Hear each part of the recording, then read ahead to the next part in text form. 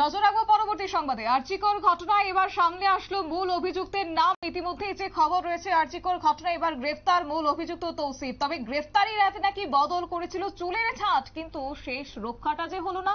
এবার মূল অভিযুক্তকে এবার গ্রেফতার করতে সক্ষম হয়েছে। গ্রেফতার হয়েছে আরো একজন অভিযুক্ত তদন্তের সহযোগিতার জন্য। সাধারণ মানুষকে এবার ধন্যবাদ জানিয়েছেন লালবাজার। বিস্তারিত জানবো, রয়েছে প্রতিনিধি শুভেন্দু সরকার। শুভেন্দু, কি আপডেট রয়েছে? একেবারেই দেখো, এই যে আরজিকর কাণ্ডে ভাঙচুর রয়েছে, সেই ভাঙচুরের ঘটনায় যারা অভিযুক্ত, সেই অভিযুক্তদের গ্রেফতার, সেই গ্রেফতারির সংখ্যা বেড়ে কিন্তু বর্তমানে 30। আমরা দেখেছিলাম এর আগে 25 জনকে আটক করেছিল কলকাতা পুলিশ। এবং যারা যারা অভিযুক্ত রয়েছেন, বিভিন্ন মিডিয়ার মাধ্যমে সেই ছবি বের করে সেই ছবিগুলোকে একেবারে লাল মার্ক করে কলকাতা পুলিশের যে ফেসবুক পেজ রয়েছে, সেই ফেসবুক পেজ থেকে আপডেট দেওয়া হয়েছিল, অভিযুক্তদের সন্ধান চাই। এবং সোশ্যাল মিডিয়ার মাধ্যমে কিন্তু অনেকজন অভিযুক্তকেই গ্রেফতার করেছে পুলিশ। এবং বর্তমানে যে মূল অভিযুক্ত বলে জানা যাচ্ছে তৌসিফ, তাকে গ্রেফতার করেছে। পাশাপাশি আরো একজন গ্রেফতার হয়েছে রোহিত সাহা নামের। তাদের দুজনকে কিন্তু আটক করা হয়েছে, এমনটাই জানা যাচ্ছে পুলিশ সূত্রে।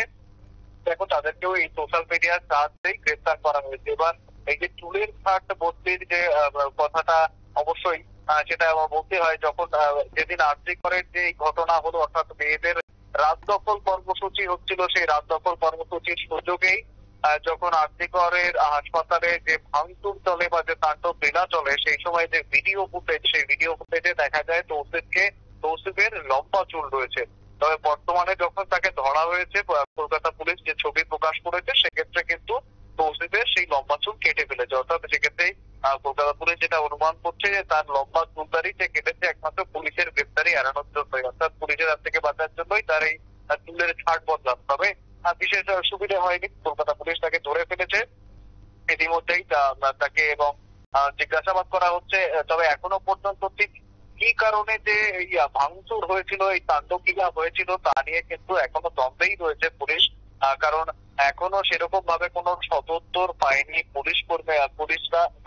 পাশাপাশি দেখো, অনেক মানুষ, প্রায় 7,000-এর, যে বিনীত গোয়েল যেটা জানাচ্ছেন কমিশনার, তিনি জানাচ্ছেন প্রায় 7,000 মানুষ চলে এসেছিল, দম চলে এসেছিল। সেক্ষেত্রে এই যে, এবং পুরোটাই ছিল নেতাবিহীন, অর্থাৎ তাদের নির্দিষ্ট কোনো নেতা বা সমন্বয়ক ছিল না, এমনটাই কিন্তু জানিয়েছিলেন বিনীত গোয়েল, মার্জনা করবেন। তো সেক্ষেত্রে এই তাদের যে উদ্দেশ্য, প্রাথমিক উদ্দেশ্য ছিল, সেই উদ্দেশ্যটা জানা এখনো পর্যন্ত যায়নি। তবে পুলিশ এখনো সেই কাজ চালিয়ে যাচ্ছে।